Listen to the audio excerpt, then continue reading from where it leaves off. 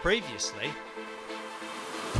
they are not anglers, but they're all youngsters that will benefit from help with their personal and social development. it's blowing a hooligan, it's pouring down. They've got the 6 keys to success, trying to teach them these skills as they're also transferable to anything you do in life. And the match that we've got planned is a little bit different. And the coaches will be keeping a tally of how many fish of each species are caught. Looking very good. Congratulations to Sarah and Harvinder. That really was a fantastic fishing match.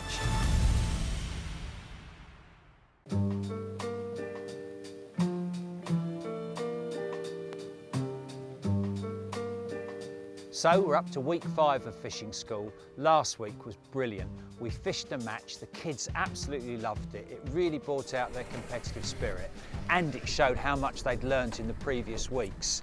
So week 5, what have we got planned for today, Sarah? Well, it's a little bit different this week, Nigel. As you know, we've got these youngsters coming next week, and this week what our youngsters need to do is not prepare for their own success, but for the success of the younger children that are coming next week. So we've got quite a few things that we need to sort out, they need to plan it through, but then as you and I both know, they desperately want to get out and fish, and so Sam Edmonds is here. He's a specialist lure angler, and so we're going to be experimenting with some different types of fishing. We're going to be using the lures. What we're looking to do is to help them become more determined, try something a little bit different, be a bit experimental.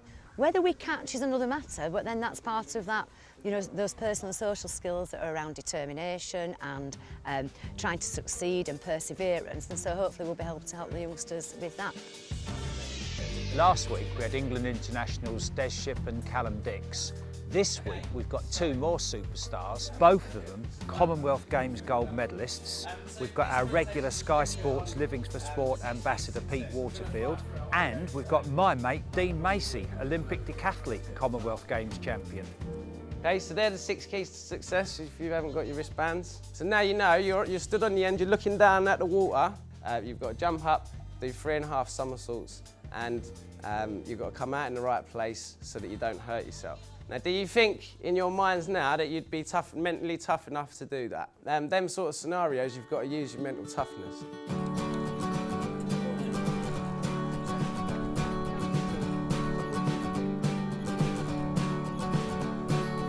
So ideally, we want to fish something that's going to be on the bottom.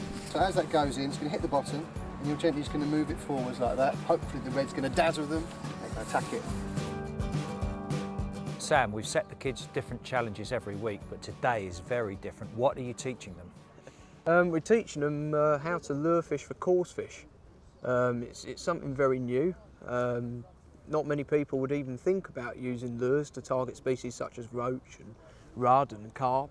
But you know, lures can imitate anything that a fish eat, not just what predatory fish eat. We've got 2 people in each swim. One of them's using a very, very small jig, and we've got 1 person drop shotting. And what do you think? How do you think it's going to go? Are they going to catch? I'm hoping so. You're under pressure, mate, because these kids have been pulling them in left, right and centre since week 1. Yeah, I mean, it's a challenge for them, and yeah, I think they can do it.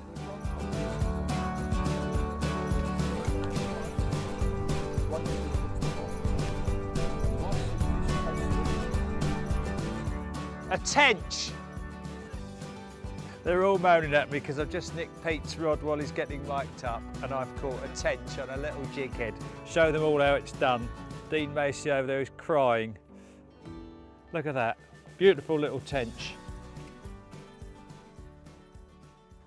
Pete, you're turning into a really good school teacher because the kids are definitely picking up on the 6 keys to success. The 6 keys to success are what we work from, and it's something that we want to try and teach them and apply, you know, and doing this angling and stuff, what we've been doing over the past few weeks.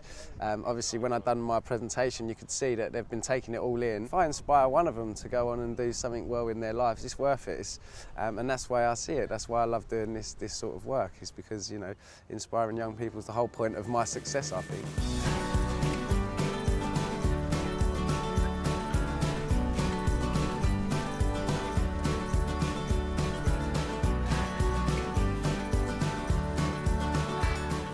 Dean, this is your first time here. I bet you wish you had something like this when you were at school. I do, mate, and the only actual piece of homework that I ever did was when I got given sort of almost like a green light to go away in the 6 weeks holidays and do something. It was just like do a report on a hobby or whatever.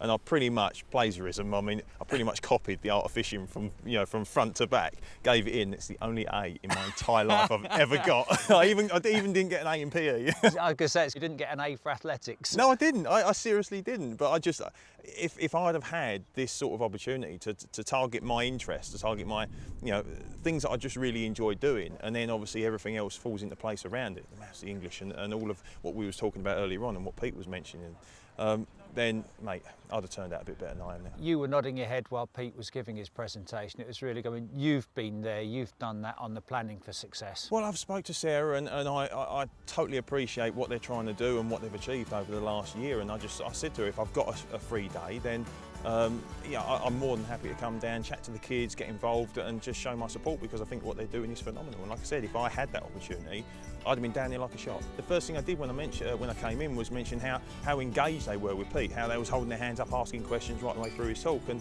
everyone was saying they weren't like that. They weren't like that at the start, you know, it was very introverted, and it's nice to see them come out of themselves. And you know, in the future they're going to be faced with stressful situations, and next week they're going to be quite stressed out because they've got other people's interests in their hands. But where better place to actually put them in that sort of situation than probably the most relaxing place on the planet, and that's by the water. Well, that was definitely their toughest assignment yet, but I know they enjoyed it and it taught them a valuable fishing lesson, and that is you don't bag up every time you go. But that's 5 weeks down and they're more than ready for their big challenge next week, when this group of children are going to teach youngsters even younger than themselves to catch their first fish.